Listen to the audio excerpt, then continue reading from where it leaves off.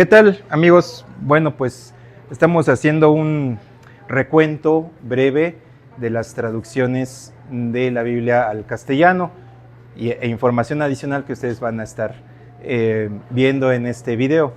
Bien, pues vamos a iniciar por aquí. Por supuesto, no son todas las obras de las cuales tenemos registro, pero sí podríamos decir de lo un poco más significativo.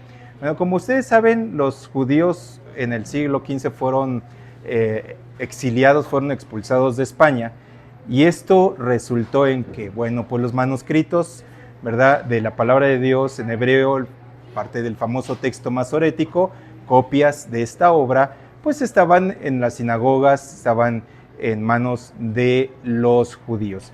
Ya afuera, ¿verdad?, en Italia, tenemos que un grupo de exiliados españoles, judíos, sefarditas, bueno, realizan una obra muy interesante que se le conoce como la Biblia de Ferrara.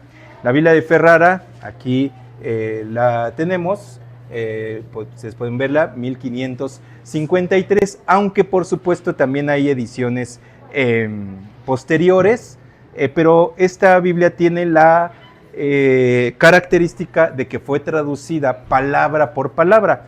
No es una traducción dinámica, es una traducción más estática en el cual se va vertiendo una traducción conforme se va encontrando la palabra.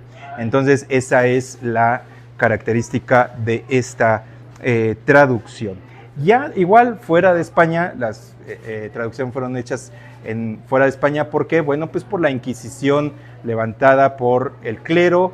En ese tiempo estamos hablando del Papa Julio II, León X, y en el trono, pues Carlos V, ¿verdad? Del Sacro Imperio Romano. Bien, pues tenemos con Francisco de Encinas una primera traducción completa del Nuevo Testamento, la traducción de Francisco de Encinas, que ustedes pues estarán viendo también allá en los stands. Es la traducción completa, que la portada ya es modificada. ¿Por qué? Porque decía a nuestro único Salvador Jesucristo, y esto, bueno, un monje dominico le sugiere que tiene que cambiar la portada para presentarla a Carlos V con una serie de peticiones en la cual él, pues aparte de esas peticiones, daba razones por las cuales se debía permitir la traducción y difundir la traducción, ¿verdad? Pero es rechazada por Carlos V en Bulgaria, que es donde le presenta la traducción. Bien, posteriormente Francisco de Encinas fue muy importante porque formó un precedente de un estándar de traducciones al castellano. Tenemos a Juan Pérez de Pineda con su Nuevo Testamento también completo, en el cual Juan Pérez de Pineda, otro judío español sefardita, que también fue parte de aquel convento San Isidoro del Campo, ¿verdad?, que realiza esta traducción. Toma como precedente la traducción de Francisco de Encinas. Algunos dicen que es una revisión de la de Francisco de Encinas. Bien, entonces ahí está pues esta traducción. Ya da como resultado, vamos a decir, que Casiodoro de Reina no parte de ceros, sino que tiene estas dos traducciones que le preceden y que le sirven de material para poder trabajar en la famosa, Biblia del Oso, ¿no?, que pues ustedes saben, 1569, pues es su impresión, ¿vale? Pero también hablar de España también es hablar de Alcalá, donde alguna vez estuvo la sede de la Universidad de Alcalá de Francisco Jiménez de Cisneros, este cardenal que también fue asesor político y asesor espiritual de Isabel la Católica, ¿verdad? Entonces, él financia y da la facilidad, porque lo financia, por cierto, de sus propios recursos, la famosa Biblia políglota complutense, en el cual pues son 3 columnas, griego, hebreo y latín. Esto Francisco Jiménez de Cisneros quería facilitar la información para que los traductores pudieran hacer un mejor trabajo, ¿verdad? Pero ya estando hablando de nuestro continente, la primera versión, las primeras Biblias llegan con los dominicos, aquellos 12 dominicos que llegaron a nuestro continente en la conquista, sí, pero no eran Biblias para difundirlo, eran Biblias únicamente para que estuvieran en los conventos. Sin embargo, ya las primeras Biblias para su difusión, distribución y venta, la única Biblia que estaba permitida por el clero era una Biblia que la Iglesia Católica permitió que se tradujera al castellano, pero que se tomara siempre y cuando de la Vulgata Latina. Estamos hablando de la de Felipe Schio de San Miguel, ¿no? Entonces, esta Biblia llega en 1827 a nuestro país, distribuida por James Thompson. Patrocinado, por decirlo así, o impulsado al menos por la Sociedad Británica, la Sociedad Bíblica Británica, ¿verdad? O la Sociedad Británica de la Biblia, y bueno, es quien le encarga difundir la Biblia en nuestro continente.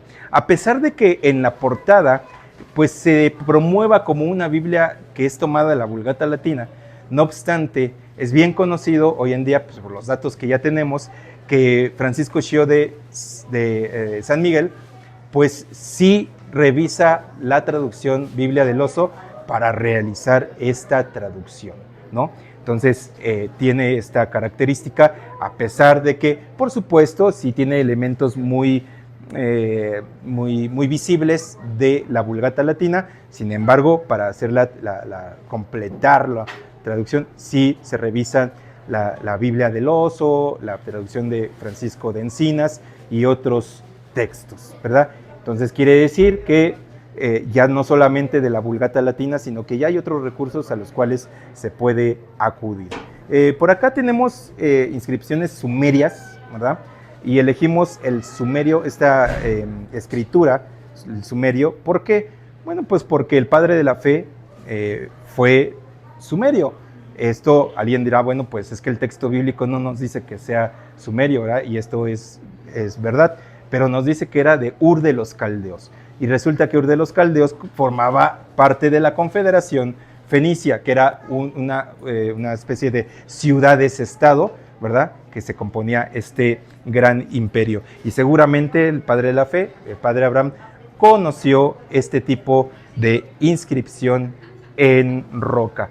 El papiro 52, que pueden ver aquí la representación en este cristal, bueno, tiene la característica de que es el fragmento más antiguo del Evangelio según San Juan, ¿verdad? Es el Evangelio que, bueno, pues porta este fragmento de papiro, ¿verdad?, que se conoce como el papiro 52. ¿Qué fragmento del Evangelio es? Bueno, Juan 18, una parte, por supuesto, justamente cuando Jesús dialoga con Pilatos, en el anverso y el reverso, y bueno, la escritura es griego koine, ¿verdad?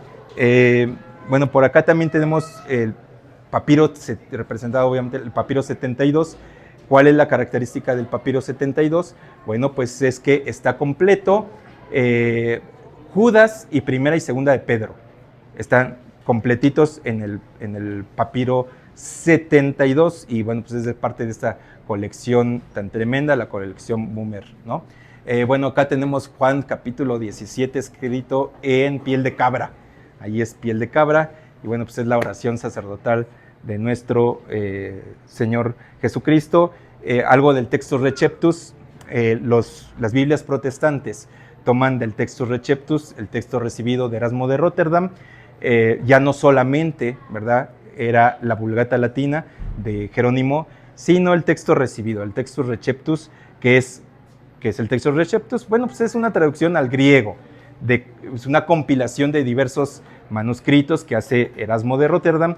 Recordemos que el Imperio Otomano estaba arrinconando al Sacro Imperio Romano, y algunos conventos, ¿verdad?, algunos monjes fueron saqueados, otros fueron vaciados previo a su saqueo, y fueron llevados pues a cerca de los Países Bajos, en el caso de Erasmo de Rotterdam, y Alemania. Entonces, Erasmo de Rotterdam tiene más acceso, ¿verdad?, a más manuscritos, ¿verdad? Entonces, el Textus Receptus es eso, es una traducción al griego del Nuevo Testamento. Por la parte del Antiguo Testamento, pues estamos hablando de la Septuaginta, que todavía se utilizaba, y el texto masorético, que bueno, pues hasta las traducciones actuales, pues todavía es lo que se usa, el texto masorético. No hay mucha movilidad en eso. Hay una obra que compiló mucha información arqueológica de la Biblia, cual fue dando certeza científica a ciertos sucesos de la palabra de Dios.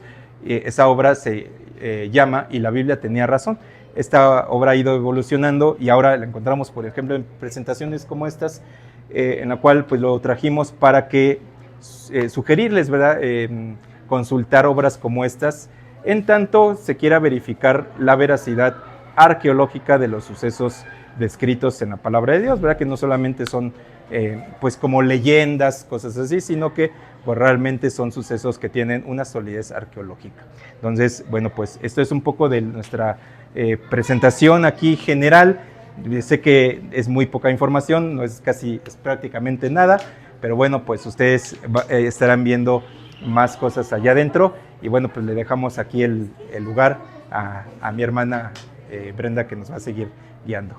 Adelante. Vamos a observar la aparición de las traducciones al castellano, pero ya en una línea del tiempo, para que ustedes puedan tener el contexto de las fechas y cómo estas van acomodadas para que así llegara a nuestras vidas.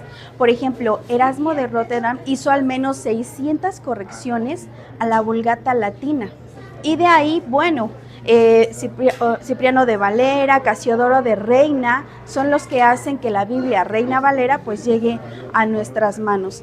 Y asimismo, bueno, fueron haciendo revisiones, también si nos vamos de aquel lado, para que pudieran para que pudiera llegar la palabra de Dios a nuestras manos, recordando claramente que estos personajes sufrieron persecución, sufrieron la muerte para que la palabra de Dios llegara a nuestras vidas. Así que es importante que podamos valorarlos. Aquí tenemos también los primeros pasos en la escritura y cómo se fueron desarrollando. Ahora, de este lado vamos a pasar al primer stand, donde los hermanos nos van a mostrar desde la piedra hasta la era digital. Buenas tardes, el día de hoy vamos a explicar sobre la escritura en piedra.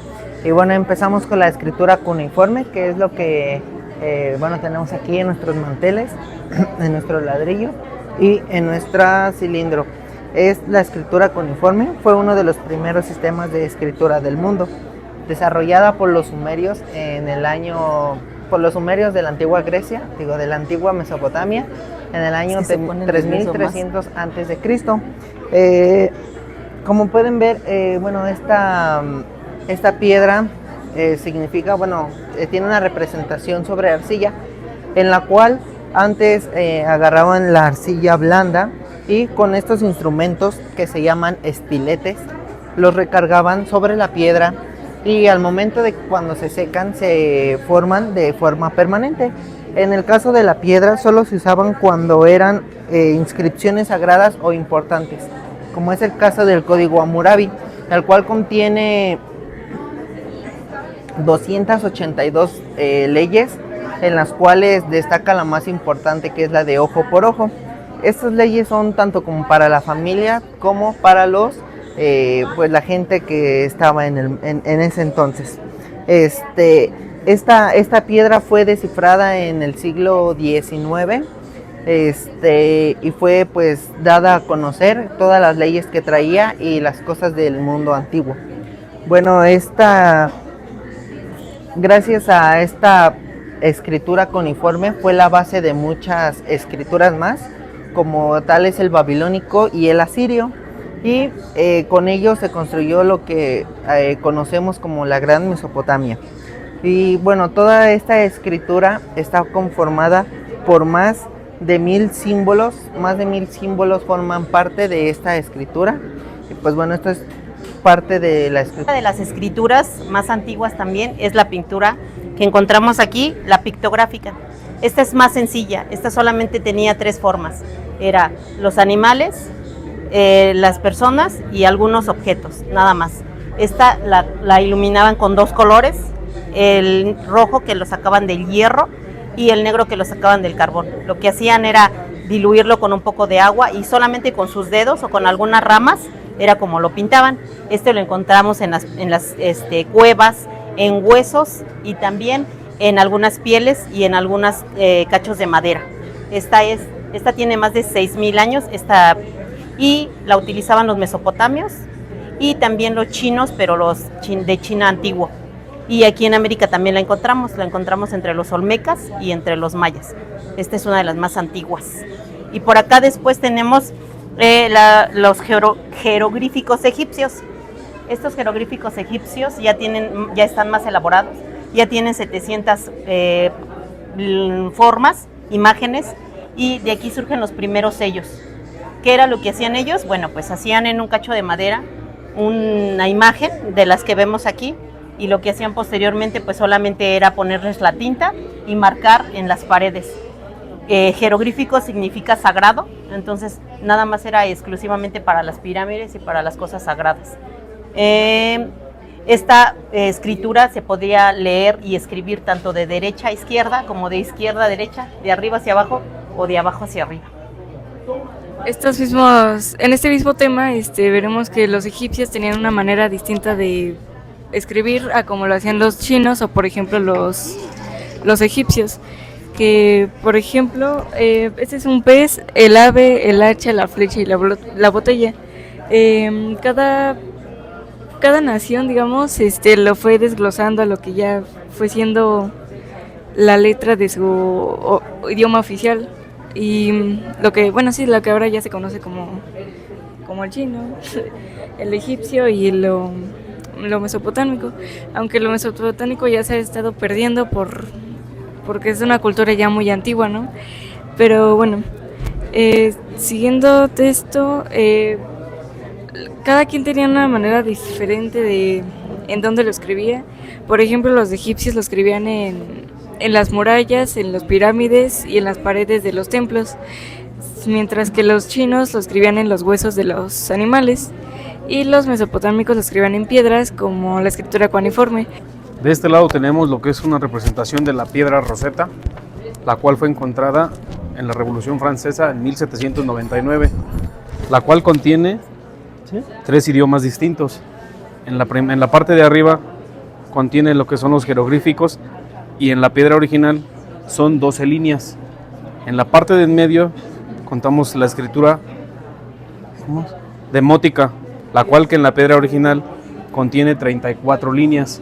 En la parte de abajo de la misma piedra contiene el griego, la cual contiene 54 líneas. Actualmente esta piedra se encuentra en Londres, Inglaterra. Posteriormente también tenemos de aquel lado lo que son los 10 mandamientos mismos que están en el idioma palohebreo, que es antes del hebreo, de lo que Dios le dio a Moisés en esa escritura.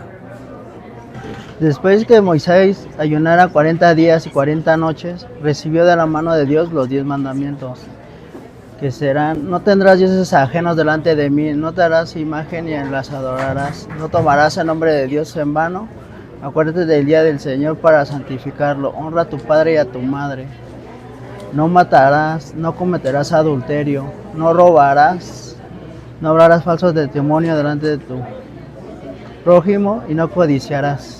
En este instante nos tocó hablar de la Torá, que son los primeros 5 libros de nuestra Biblia, que es Génesis, Éxodo, Levítico, Número y Deuteronomio.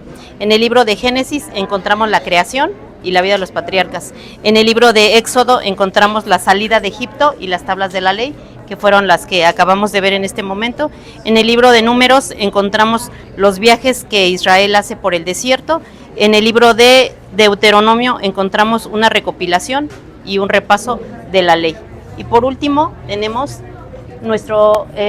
está escrito en cuneiforme, que fue el que vimos hace ratito, y es el Tratado de Ciro.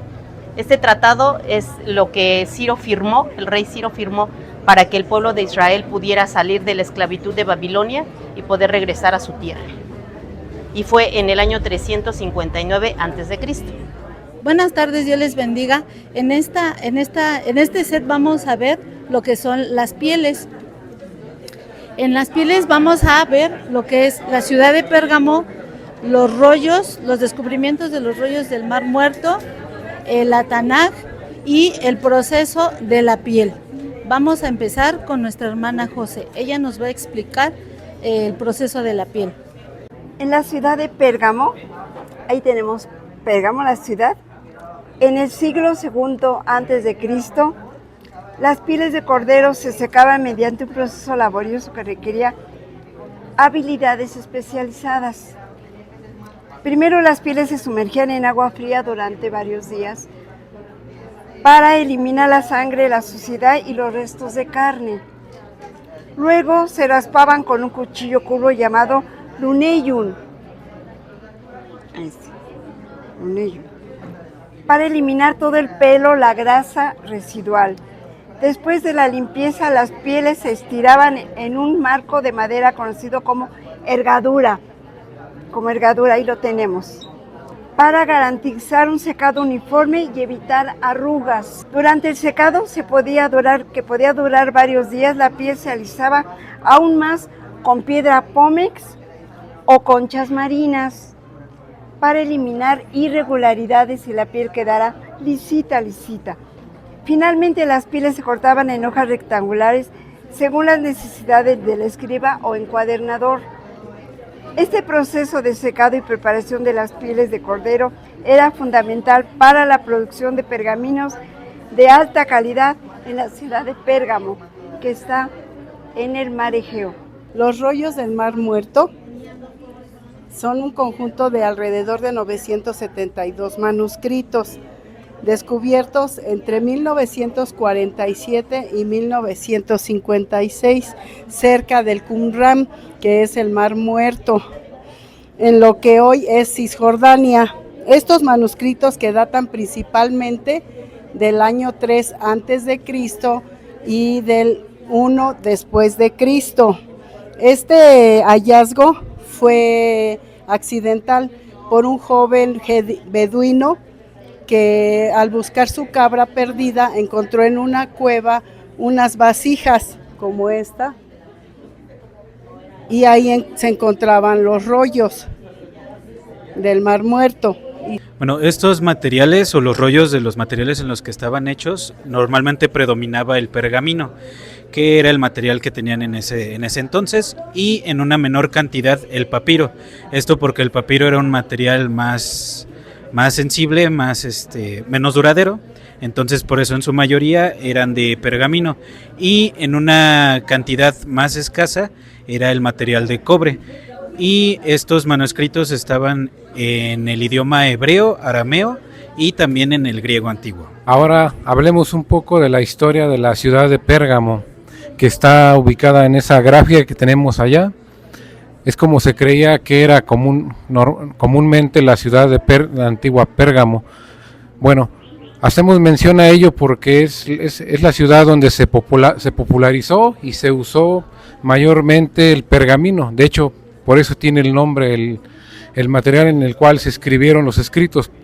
Se usó el nombre de pergamino por la ciudad de Pérgamo. Bueno, la ciudad de Pérgamo era una ciudad que era muy importante en aquel tiempo.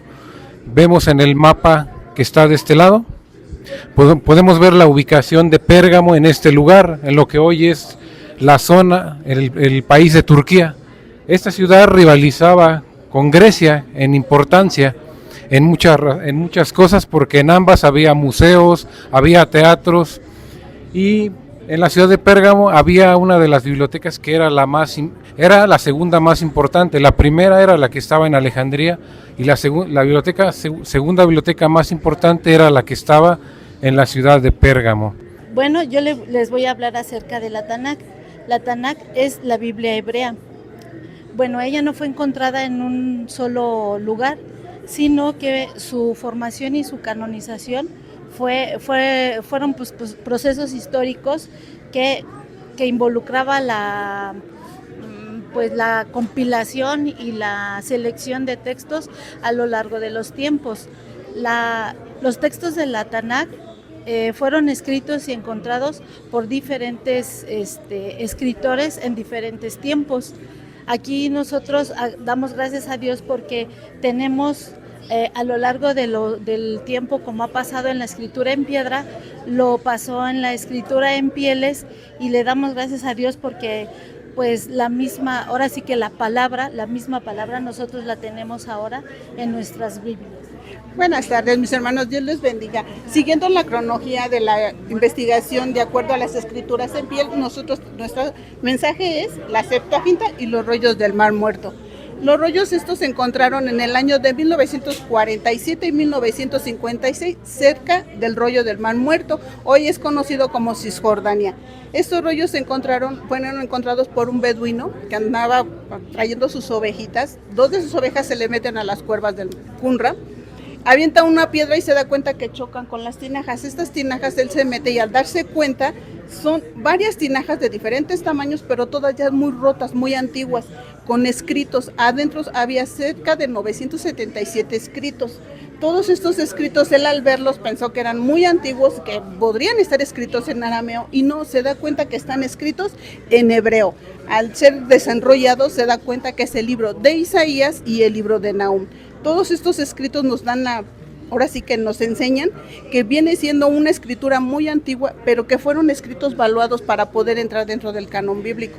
Y todo esto nos da el seguimiento a la Septuaginta, mi hermano. Bueno, continuamos con la Septuaginta. ¿Qué es la Septuaginta? La Septuaginta es una traducción del Antiguo Testamento al griego. El Antiguo Testamento, como sabemos, fue escrito en hebreo y en arameo. Bueno, esta tarea se llevó a cabo a través de este personaje que aquí tenemos una representación de Aristeas. Él fue un judío precisamente que vivía tanto en Egipto, y ellos tenían la cultura griega, ya se habían helenizado precisamente, y la tarea la llevó a cabo él junto con el rey de Egipto, Ptolomeo I, de llevar esta traducción. La llevaron a través de 72 eruditos judíos sabios, en los cuales ellos se dieron la tarea de hacer la traducción del Antiguo Testamento al griego. Fueron 72, 6 de cada tribu de los israelitas, nos da un resultado de 72, y esto lo hicieron precisamente en la ciudad de Alejandría. En Alejandría ahí se llevaron a cabo en un promedio de 70 días de hacer esta traducción precisa, la cual entre estos 72 eruditos, cada uno de su traducción concordaban de una manera muy particular y de una manera muy especial, y en la cual no había fallas, y de esa manera fue como se llevó a cabo esta traducción. La importancia también de la Septuaginta es porque esta traducción es la que está utilizando el Señor Jesucristo cuando lo cita, lo que podemos ver ahora en nuestras Biblias comunes. Ellos citan precisamente estos textos bíblicos, tanto el Señor Jesucristo como Pablo, y de esa manera se desarrolla también la traducción, no la traducción, sino cómo se lleva a cabo el Nuevo Testamento, basados en esta traducción de la Septuaginta. Bueno, ¿qué influencia tiene la Septuaginta en el Nuevo Testamento? Bueno, pues en este encontramos primeramente la traducción de Mesías, del hebreo, a Cristo en griego. También encontramos palabras como fe, como apóstol, expiación, salvación, ley, apóstol también, entre otras. Primeramente las encontramos en esta traducción. También, alrededor de 300 citas son las que son influenciadas por esta traducción en el Nuevo Testamento, como lo mencionábamos hace un momento.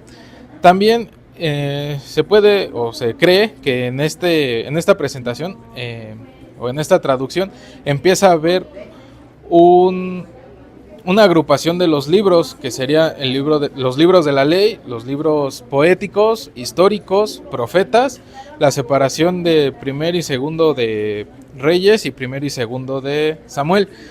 Así como podríamos también ver que empieza a haber una organización y a dar pie a un canon bíblico, puesto que empiezan a consultar varios rollos para hacer una traducción fiel, y bueno, eso es lo que influencia a las traducciones más recientes. Hola, ¿qué tal? Muy buenas tardes. Bueno, en este espacio queremos darles a conocer algunas ediciones que el Comité Nacional Evangélico de Defensa tiene a su resguardo, y que son Biblias de diferentes ediciones y en diferentes lenguas. Quiero empezar a señalarles que tenemos una edición del 60, que es la Biblia, esta que tenemos aquí es una Biblia edición española, que es la Nacarcolunga. Y esta que está abierta es una edición de Reader's Digest de la Casa Bíblica o la Casa de la Biblia en Madrid, España. Acá tenemos en lenguaje braille, en el braille tenemos las cartas del apóstol Pablo. Este libro que tenemos aquí, este libro es una edición de Editorial Aurora, es una editorial argentina, que es la vida y obra del apóstol Pablo. Este libro data de 1926. Por otro lado, quiero mostrarles esta Biblia. Sus características de esta Biblia es que esta Biblia es una de las Biblias que fueron traídas a México en 1980. Son unas Biblias que llegaron a nuestro país de manera no legal, porque en ese entonces, en el año 80, el presidente de nuestro país, de la República, López Portillo, al paso de un año no permitió la importación de Biblias. Entonces, vamos a usar este término, fueron contrabandeadas mediante el transporte del tren y traídas a la Ciudad de México. Hoy tenemos la gran posibilidad de poder hablar de Biblias como esta, que son Biblias de cómics o Biblias gráficas, como esa que es la Biblia en acción, como la Biblia ilustrada, como también pues la Biblia gráfica.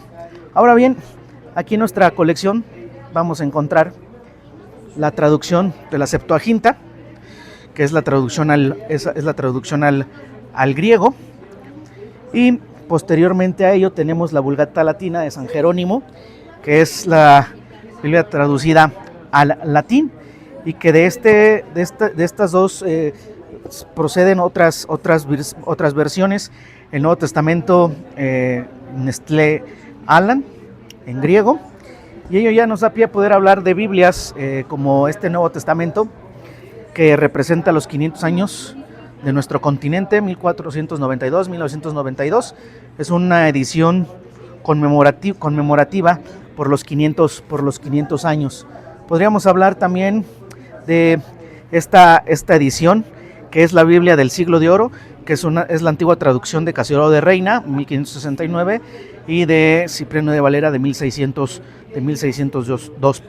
hecha o revisada por las Sociedades Bíblicas Unidas. Y tenemos este Nuevo Testamento, que se llama Lectio Divina en Familia. Esta es una edición que no cuenta ni con versículos ni con capítulos, sino tal cual fue escrito.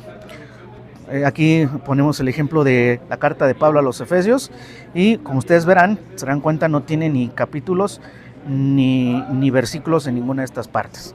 Y bueno, pues también podríamos hablar de esto es un trabajo que deberíamos poder tener en casa, además porque es bastante accesible.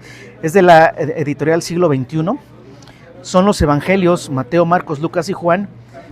Es una versión directa del griego y notas de uno de los grandes mexicanos conocedores del idioma griego, que fue el maestro Ernesto de la Peña, profesor de la Universidad Nacional Autónoma de México, y que es un trabajo que deberíamos de tener. Y por supuesto también son los Evangelios, y tenemos de este lado otras Biblias que ya podríamos considerar como de estudio, que hoy tenemos esta gran bendición de poder tener nosotros. Algo ilustrativo que podríamos mencionar es que también aquí en esta colección hay una Biblia en náhuatl, que es esta que está aquí, en náhuatl, del náhuatl occidental, y tenemos una Biblia en maya español. Arriba está el maya, y abajo, bueno, está la traducción al español. Contamos con este Nuevo Testamento interlineal hecho por la Universidad Iberoamericana, hecho aquí en nuestro país, en México. Interlineal se refiere a que tal cual está escrito en griego, tal cual se pone abajo, literal, la traducción al español. Y bueno, pues lo que hoy podemos tener nosotros con la tecnología y con lo que el ser humano ha realizado, pues ya es esta Biblia, que es una Biblia que tiene ahora códigos QR que uno puede accesar a través de un dispositivo móvil y puede tener uno mayor información. Esto es, digamos, hoy día la capacidad de la tecnología. Y bueno, aquí encontramos otras Biblias. Encontramos una edición Jerusalén, encontramos la nueva traducción viviente, encontramos la nueva versión internacional y tenemos este libro que es editado en México por el Consejo Nacional para la Cultura y las Artes, que son todos los evangelios apócrifos. Y aquí vamos a encontrar el Evangelio de Nicodemo, de San Pedro, fragmentos del Evangelio de San Bernabé, de San Felipe. Esto es importante por una cuestión de la cultura bíblica, y importante para poder nosotros desarrollar, si hay personas que les encanta, que les gusta, pues el tema de ahondar en el proceso de investigación y también de conocimiento, bueno, pues es importante poderlo tener. Pues les agradecemos, que el Señor les guarde y que les bendiga. Bienvenidos a todos a esta exposición. Esperemos que sea de agradable encuentro este momento. Llegaron al stand del papiro. El papiro, el cual es el precursor de nuestro papel, el que actualmente nosotros usamos. Y anteriormente, pues ya ustedes ya vieron que estuvo el pergamino, las pieles, la piedra. Pero es importante hablar del papiro, inclusive porque la Biblia nos habla un poquito de él, aunque no literal. La Biblia nos menciona los juncos, por ejemplo. Los juncos que crecen alrededor del río Nilo originalmente, en realidad es todo ese cúmulo de plantas, hierbas, árboles que crecen allí. Todo eso se le llama juncos. Entre esos juncos se encuentra el papiro. Este es el papiro, originalmente. Como ya decía, yo viene de Egipto y tal cual es su nombre. Si el papel se llama papiro, se debe su nombre a la planta que es literalmente papiro. Bueno, pues ¿qué hacían los egipcios? En el año 4000 antes de Cristo, ellos cortaban en tiras la parte del papiro, su tallo, de tal manera que escogían el tamaño que ellos necesitaban. Podía ser corto, podía ser más largo, dependiendo lo que ellos iban a hacer o lo que iban a utilizar. Y posteriormente lo colocaban en recipientes a remojar, lo colocaban en agua. Ahí iba a permanecer un tiempo determinado, dependiendo el color que ellos querían, o más bien, qué tanto querían que el papiro fuera oscuro o claro. Si querían que fuera claro, podía permanecer 10 días, tal vez 15. Lo cierto es que si querían un color un poco más oscuro, tenía que estar 20 días, hasta un mes posiblemente. Ellos ya determinaban y sabían el tiempo. Posteriormente de haber estado ya en agua, lo colocaban en piedra y de forma horizontal y vertical, ellos iban colocando cada una de estas tiras de papiro. Yo por tiempos a lo mejor no lo voy a acomodar como debería de ser, porque algunos eran de forma horizontal y otros de forma vertical. Primero, por ejemplo, los verticales o los horizontales y después lo contrario, ¿no? Hasta formar una cama y ahora sí con una piedra lo comenzaban a comprimir de tal manera que su savia, su sábila, su goma natural permitiera que empezara a pegar. También podían usar algo así, un mazo. Comenzaba a pegar un poco, pero una vez más ya elaborada esta camita, la colocaban una vez más al agua y permanecía el mismo tiempo que había permanecido anteriormente, 15 o 20 días, según, vuelvo a repetir, según la cantidad de brillo que querían para su papiro. Ya una vez terminado ese proceso, volvía una vez más a la piedra y comenzaban una vez a reforzar esa goma natural comprimida ya en el papiro como tal y pasaba al sol. El sol hacía su trabajo convirtiendo el papiro ya de manera que pudieran ellos escribir. Este sí es un papiro original, es caro por el proceso, porque pues sí, ustedes ya lo explicamos de manera breve, pero sí requería mucho tiempo de elaboración y además tenía que tener lugares específicos, no podía estar muy lejos de donde se cortaba el papiro, porque tenía que permanecer casi natural para que pudiera ser útil. Entonces, pasa el tiempo y los chinos dicen, bueno, vamos a renovar, ¿no?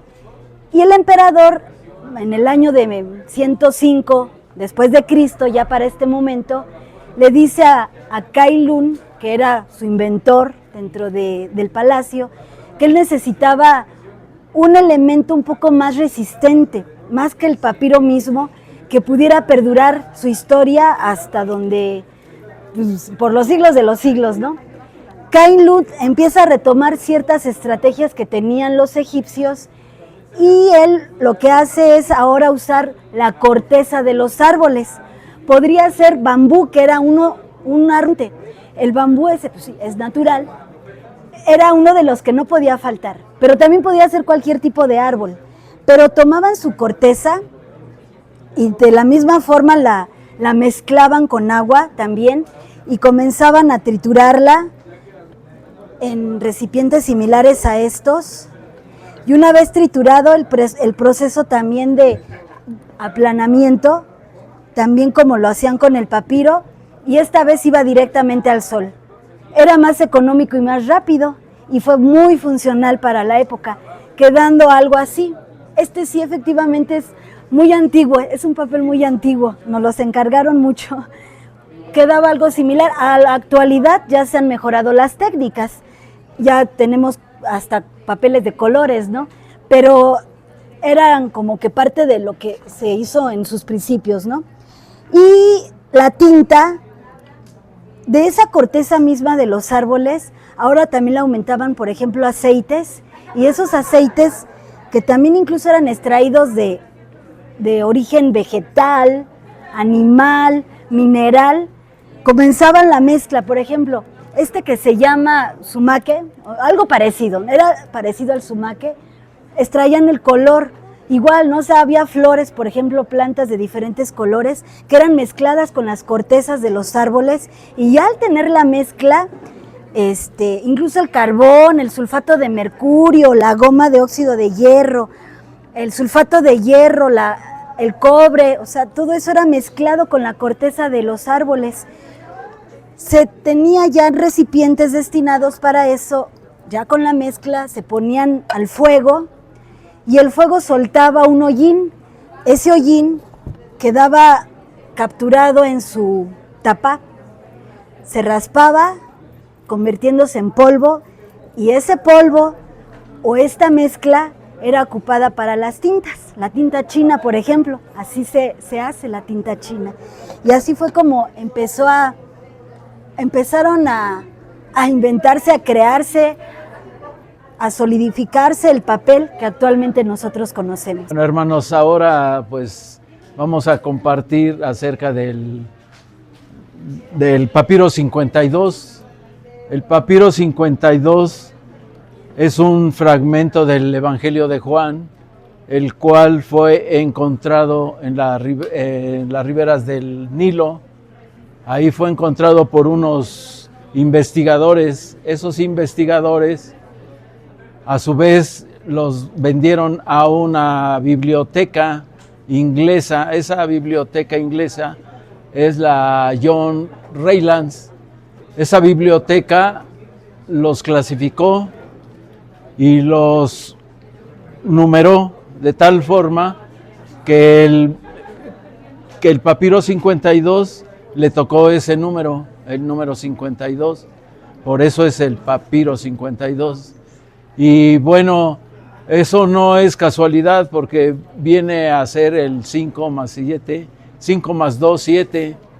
Entonces, bueno, este papiro contiene en su anverso el Evangelio de Juan, el capítulo 18, 31 al 33, y por el anverso tiene el Evangelio 18, 31, 37, 38 de Juan, que se refiere al juicio de Pilato contra Jesús.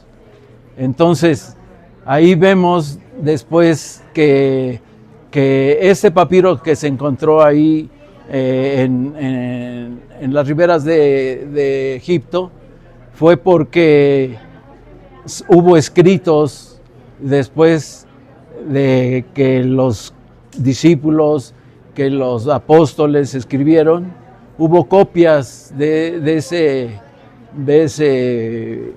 esos evangelios. Se hicieron copias, no había imprenta, tenían que hacerse escritos.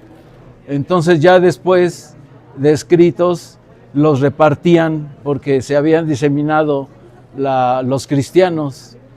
Unos cristianos se fueron a Egipto y por eso ese papiro se encontró en las riberas del Nilo. Entonces, bueno, nosotros vemos ahí cómo el Señor nos provee de su palabra a través de los tiempos. Y ese papiro, según el estilo de la escritura, data del 125 o 150 después de Cristo y se considera el documento más antiguo que se ha encontrado del Nuevo Testamento. Entonces, nosotros pues podemos ver que esta palabra que leemos en nuestras Biblias es la misma que aparece en el papiro 52. Y eso es todo, hermano. Dios le bendiga, hermano. Bueno, nosotros nos corresponde hablar de este tema del pergamino al códice. Vamos a explicarle un poco sobre qué era el pergamino y qué es este nuevo formato que lo reemplaza. Antes de la invención del códice, los textos bíblicos se escribían en rollos de pergamino. Estos se fabricaban con piel de animales como corderos, cabras y becerros. También estos eran largos, frágiles y se leían desenrollándolos. También eran poco prácticos para estudiar y transportar, especialmente cuando los textos bíblicos empezaron a multiplicarse. El códice es el formato que reemplaza al rollo. El códice básicamente son hojas de pergamino cosidas de un lado y es básicamente el encuadernado que tenemos hoy en día. Este nuevo formato nos ha permitido tener mayor facilidad a la hora de transportar, ya que es mucho más fácil transportar solamente un modelo a tantos pergaminos. Como dijo, cuando se comenzaron a expandir los libros de la Biblia, pues ya no quedaba otra opción más que el códice. Y bueno, durante la historia de todo este tiempo, tenemos 3 códices importantes que son muy, muy importantes para el estudio de la Biblia. Así que vamos a comenzar hablando con el primero. El Código Sinaítico. Este código es uno de los más antiguos para el estudio de la Biblia. Centra su relación en la traducción de ella. Este códice se descubrió en el siglo XIX en el monasterio de Santa Catalina. Es de escritura uncial. Esto quiere decir que su escritura es grande, redonda y en letras mayúsculas. Este tipo de códice se escribía con pluma o pincel sobre un pergamino. Contiene en su totalidad el Antiguo Testamento mayormente, los libros apócrifos, en su totalidad el Nuevo Testamento, la Epístola de Bernabé, y es del siglo IV. El Código Alejandrino. El Código Alejandrino es un manuscrito del siglo V de la Biblia griega, que contiene la mayor parte de la Septuaginta y el Nuevo Testamento. Junto con el Códice Sinaítico y el Códice Vaticano, es uno de los primeros más completos manuscritos de la Biblia, debido a su nombre de la ciudad de Alejandrina, donde se cree que fue hecho. Está escrito con letra correspondiente a la llamada caligrafía uncial.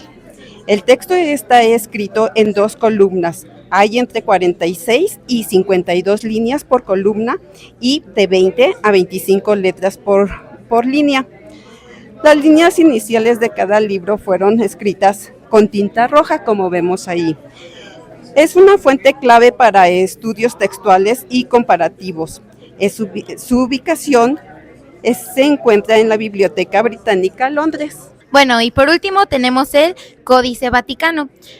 Como ya lo mencionamos anteriormente, cada códice recibe su nombre según el lugar en donde se cree que fueron hallados, y como el Códice Vaticano es incierto realmente su origen, lleva este nombre porque desde el siglo XV se encuentra en la Biblioteca Apostólica Vaticana. Y bueno, en esta parte podemos leer Hechos 2, que es el día del Pentecostés. Está impreso aquí, y bueno, este códice contiene casi todo el Nuevo Testamento, a excepción de libros como Apocalipsis, Timoteo, Tito y Filemón, y la parte de Hebreo solamente tiene del 0 al 1:9. Y bueno, la importancia realmente de estos códices es que son una de las representaciones más fieles que tenemos del texto bíblico, como era antes originalmente. Y bueno, sirve este Códice Vaticano como inspiración y como guía para las nuevas traducciones modernas que tenemos hoy en día. Y esta es la importancia de los códices. Nosotros somos el stand del equipo 6, siervos de Jesucristo. Gracia y paz sea en vosotros, de Dios nuestro Padre y del Señor Jesucristo.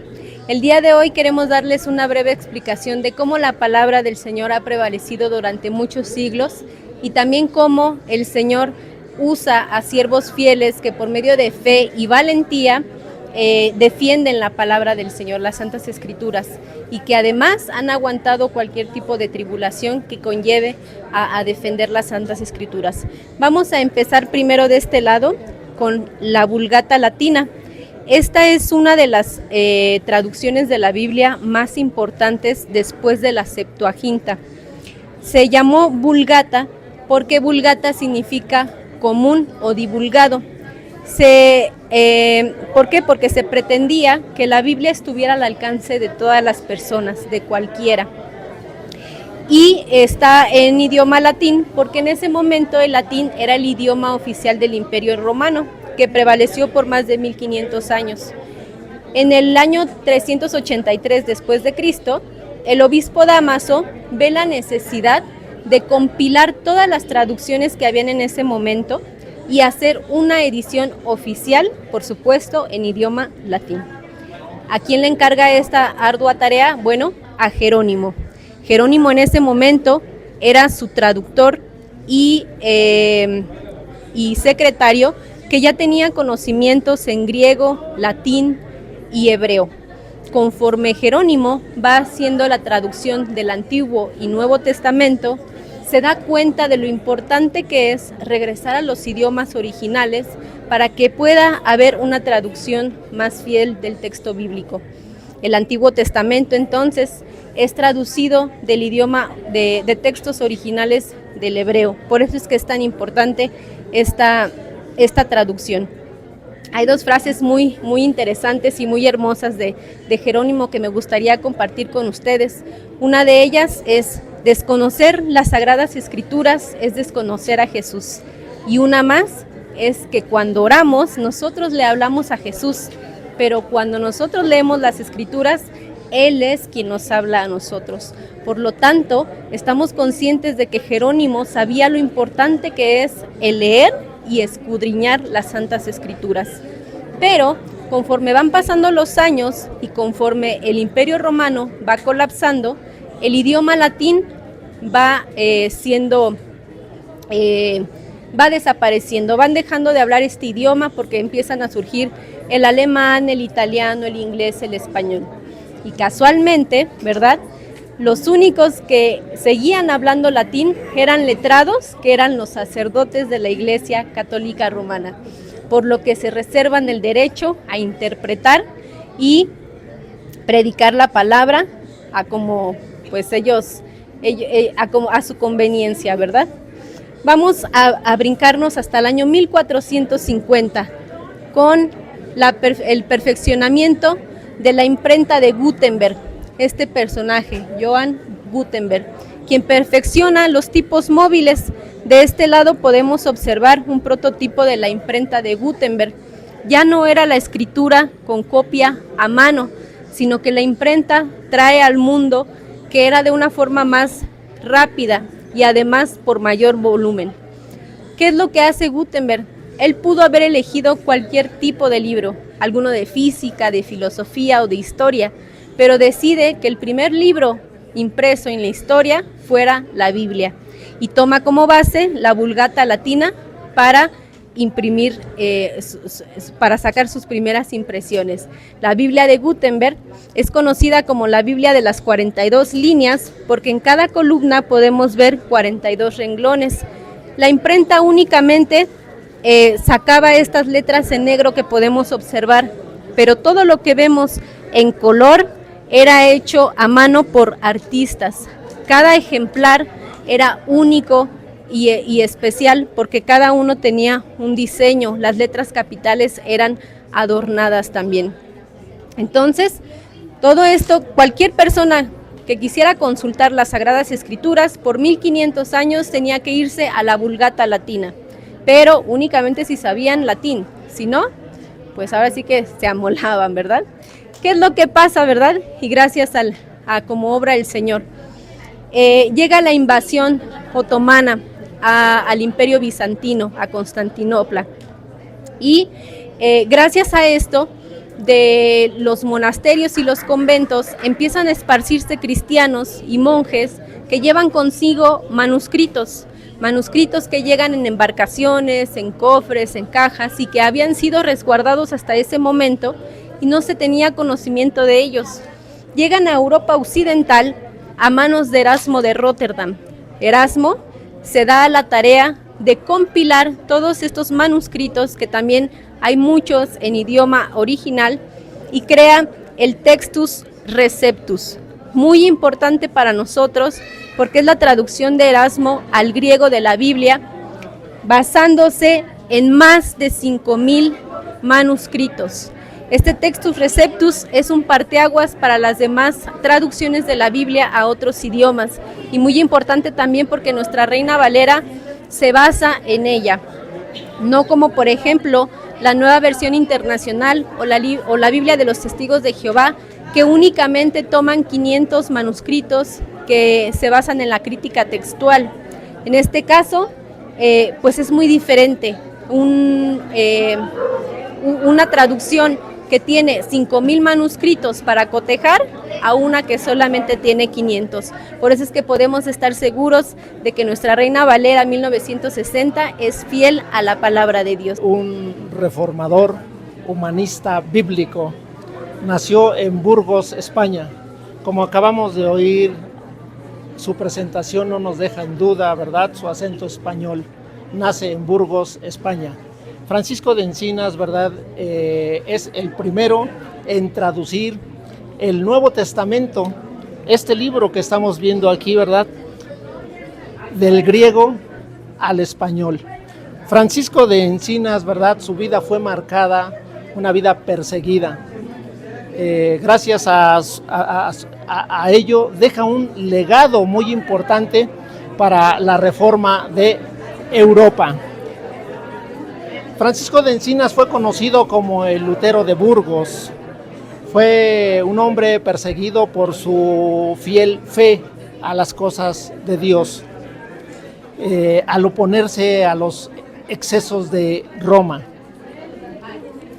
Francisco de Encinas fue una persona que experimentó la cárcel, pero poco tiempo después él sale de ese lugar gracias a la misericordia de Dios. Al final de su vida, él contrae matrimonio, se casa con Ana de Sandoval, tienen 2 hijas, una con nombre Margarita y Beatriz de Encinas. Muere a una edad muy corta, de 34 años, por una peste que llega a aquel lugar. Pero antes de su muerte, él deja un legado muy importante para la vida cristiana dentro del periodo de la Reforma en el siglo XVI. Francisco de Encinas, ¿verdad?, entra a la Universidad de Wittenberg en Alemania. en donde tiene uno de sus mejores profesores como es Felipe Melanchthon, precisamente también muy acercado a Martín Lutero. Bueno, Francisco de Encinas empieza sus primeras obras traduciendo como es el libro de Job, Salmos, Proverbios y otras obras más, pero sobre todo resaltando, ¿verdad?, la obra más principal que había en su corazón era el traducir la Biblia completa, pero a su corta edad él solo pudo traducir el Nuevo Testamento del griego al español. Francisco de Encinas, algo muy importante que es necesario resaltar es que él hizo uso del texto griego, como ya lo mencionó nuestra hermana hace un momento, el de Erasmo de Rotterdam, ¿verdad? Francisco de Encinas le lleva un periodo más o menos como de 6 años para poder hacer la traducción de este Nuevo Testamento a la lengua castellana. En ese periodo de 6 años él radicaba en Wittenberg, Alemania. Una vez completa la traducción del Nuevo Testamento, él decide trasladarse a Bélgica, una de las ciudades llamada Amberes, Bélgica. En ese lugar, ¿verdad?, él conoce a una de las personas que le iba a ayudar para hacer la impresión de esta hermosa obra que es el Nuevo Testamento, a Esteban, mi hermano. Precisamente de ese cuyo taller de Esteban sale la primera obra de Francisco de Encinas, el 25 de octubre de 1543. Esa obra primera, esa primera edición, la dedica precisamente al emperador Carlos V. Francisco de Encinas, ¿verdad?, podemos observar en esta imagen que tenemos aquí, que es una ampliación del Nuevo Testamento, ¿verdad?, que ya hicimos mención hace un momento. Este Nuevo Testamento, en el cual es dedicado a el emperador Carlos V, en el cual quisiera leer, ¿verdad?, esa dedicatoria. El Nuevo Testamento de nuestro Redentor y Salvador Jesucristo, traducido de griego a la lengua castellana por Francisco de Encinas, dedicado, y dice algo muy importante, Cesarea Majestad, diciendo, ¿verdad?, le pertenece, dedicado a nuestra autoridad, al emperador Carlos V, ¿verdad? Y en esa dedicatoria hace llegar también un grabado del texto de Isaías, capítulo 1, versículo 8, en el cual dice de esta manera: no se aparte el libro de esta ley de tu boca, antes, con atento ánimo, estudiarás en él de día y de noche, para que guardes y hagas conforme a todo aquello que está en él escrito, porque entonces harás prosperar tu camino y gobernarás con prudencia tu vida. Quiero dejar este espacio para terminar haciendo mención que Francisco de Encinas, a pesar de que tuvo una vida muy corta de 34 años, seguro que dedicó su vida a glorificar el nombre de nuestro Señor Jesucristo. Dios les bendiga. Bueno, nosotros vamos a hablar sobre la Biblia del Oso. La Biblia del Oso es la primera traducción al castellano por Casiodoro de Reina. La Biblia del Oso, este proyecto empezó en el año de 1565 y se empezó a traducir en el idioma hebreo. Sin embargo, el proyecto fracasó y 2 años después, en 1569, fue cuando se publicó la Biblia del Oso en Suiza, en Basilea. Él decía que si ponía la palabra de Dios en manos de todos, iba a corromper con esas iglesias corruptas. Sin embargo, todo este proyecto que él tenía, lo único que logró fue que lo señalaran como hereje y ocasionaran su muerte. En la Biblia del Oso nosotros podemos ver, o se llama Biblia del Oso por la ilustración que tiene en su portada. Se ve un oso tratando de alcanzar la miel en un panal para poder comer de ella, en la cual está disfrazado y no contiene ningún símbolo religioso, para que no se den cuenta que es una traducción de una Biblia. ¿Cómo podemos entender esta ilustración? De la siguiente manera: el mazo está golpeando el árbol para que de este emana la miel y las abejas, que es la palabra de Dios, y pueda alimentar a un oso hambriento. En este caso son los cristianos. En el suelo podemos ver un tetragramatón con 4 letras que dice Yahvé, que significa Dios. En él también está utilizado un versículo, y es Isaías 40, en el cual dice que la palabra de Dios nuestro permanecerá para siempre, que es el lema de la Biblia del Oso. Y lo colocó en el idioma hebreo y en el idioma castellano, para que todos en esa época pudieran tener acceso a la Biblia sin tener algún tipo de persecución como él lo estaba haciendo. Está disfrazada la Biblia.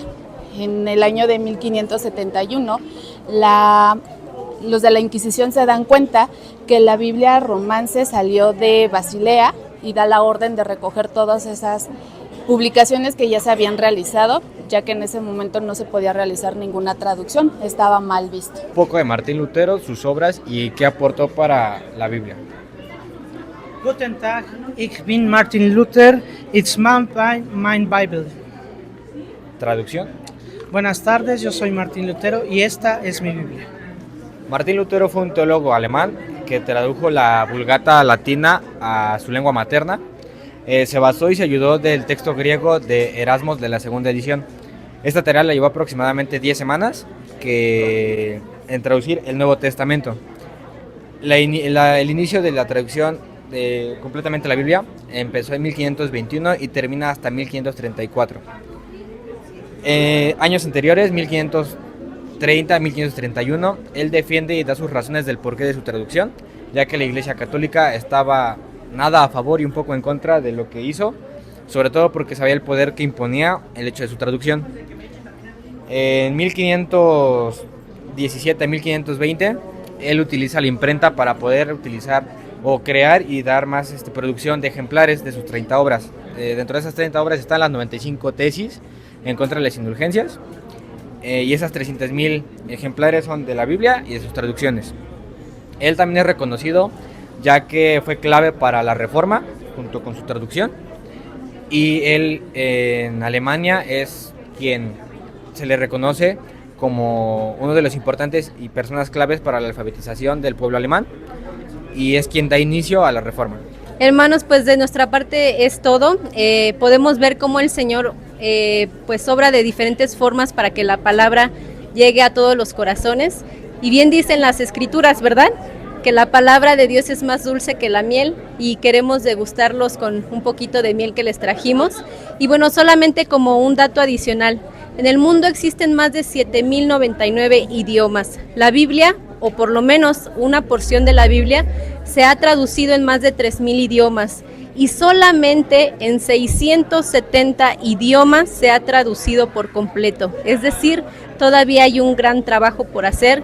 Y también importante recalcar que además de la obra de los traductores, también es importante la obra de los misioneros, porque gracias a ellos la palabra de Dios ha llegado a cada rincón del mundo. Amén. Bienvenidos a la Expo Museo de la Biblia. Muchas gracias por venir, es un gusto verles. Ya por allá abajo ya pasaron por todas y cada una de las etapas de la Biblia. Entonces, desde la escritura de piedra hasta la imprenta. Esta sección es la era actual, la era digital. ¿Qué es esto? Que ahora nos ha permitido traer nuestra Biblia en la bolsa, en nuestro teléfono, y poderla sacar en cualquier momento que nosotros queramos. Al final de nuestra presentación vamos a ponerles algunos códigos en los que pueden escanearlos con su teléfono para poder descargar las aplicaciones de la Biblia en diferentes versiones, y también una Biblia para niños. También en la parte de aquí abajo están unos pedestales con las tabletas en las que los hermanos les pueden ayudar para usar los juegos y las aplicaciones de diferentes versiones de Biblia que tenemos ya instaladas. Esperamos siempre que les guste nuestra presentación y muchas gracias por venir. La comunicación humana ha pasado de la oralidad y los pergaminos a la era digital. La palabra de Dios también recorrió este camino y hoy se difunde en medios impresos y digitales. La tecnología facilita el estudio y la evangelización, pero nunca reemplaza la fe, la oración y la guía del Espíritu de Dios.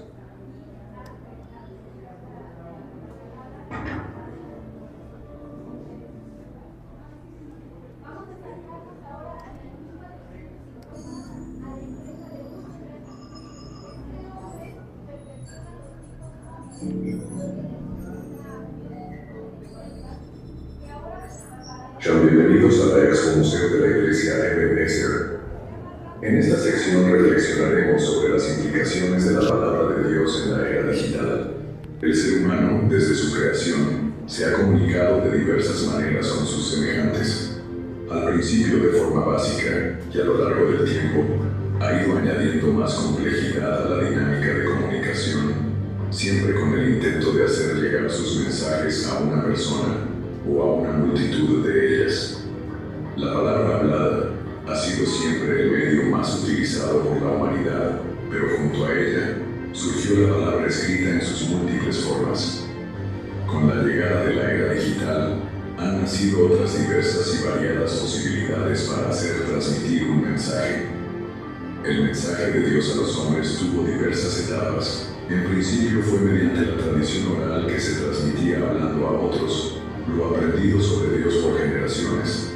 Posteriormente, se fue concretando y escribiendo en materiales como la piedra, como vemos en Éxodo 31:18, y pasando por pergaminos de papiro, como es mencionado.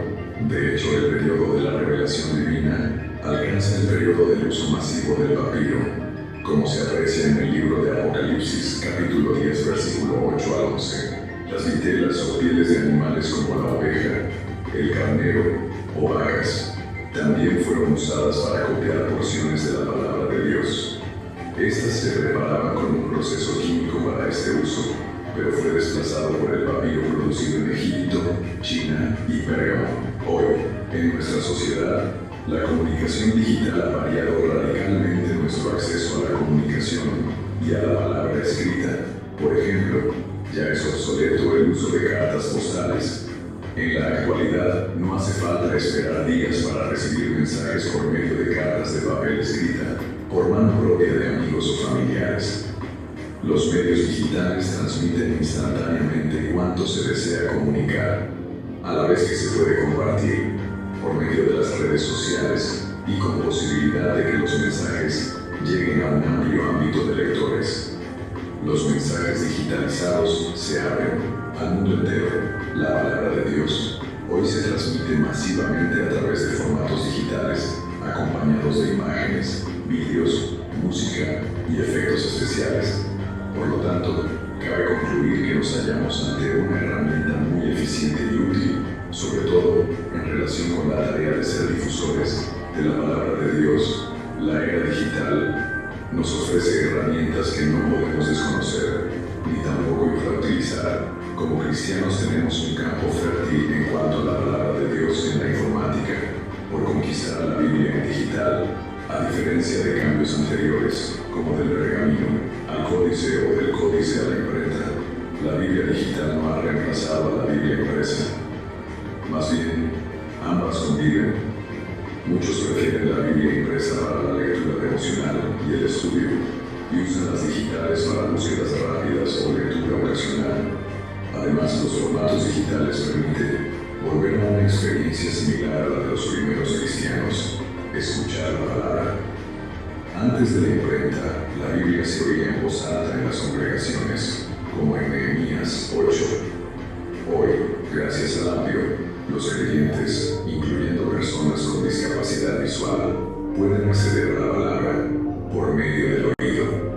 Herramientas como Logos, Conformidad y Bible Gateway permiten explorar las escrituras en su idioma original, consultar múltiples versiones y acceder a comentarios bíblicos desde una computadora o dispositivo móvil. Un ejemplo notable es el Códice Sinaítico, una de las copias más antiguas del Nuevo Testamento. Desde 2005 se puede consultar en línea Biblia en papel o digital. Como cristianos debemos encontrar un equilibrio. Incluso existen aplicaciones con inteligencia artificial que ayudan a interpretar pasajes. Pero hay límites. Jesús dijo en Juan 5:39 que escudriñemos las Escrituras. Esta tarea es tanto técnica como espiritual. Ninguna aplicación puede reemplazar la obra del Espíritu Santo al revelarnos las verdades divinas cuando buscamos con diligencia. Tecnología al servicio del reino. La tecnología es una herramienta valiosa para la educación cristiana. Plataformas en línea, aplicaciones, videos, recursos interactivos. Estas herramientas deben ser aprovechadas para el crecimiento de la Iglesia y la proclamación del Evangelio. Pero recordemos, no sustituyen la oración, el estudio profundo ni la vida de fe. La presencia de Dios no depende de la tecnología, sino de la devoción y obediencia de su pueblo. La Biblia no debe verse como una simple aplicación entre muchas en el teléfono, sino como un auxiliar vital en la vida del reino. Y lo mismo aplica para el resto de los recursos digitales que tenemos hoy. En conclusión, la era digital ofrece oportunidades únicas para la Iglesia, pero debemos mantener la esencia de nuestra fe y vida cristiana. Que nuestra dependencia sea siempre del Espíritu de Dios y no de los medios tecnológicos. Que el creyente de hoy, que sabe usar un dispositivo, también sepa usar con sabiduría su Biblia en papel o digital para conocer más a Dios y compartir su palabra al mundo. Gracias por tu visita y por formar parte de la apasionante historia del registro de la palabra de Dios. Dios te bendiga. Descargar en tu celular para tener la palabra de Dios siempre cerca de ti. Pero recuerda esto, no sustituye la obra de Dios en nuestras vidas. Búscalo siempre en tu oración.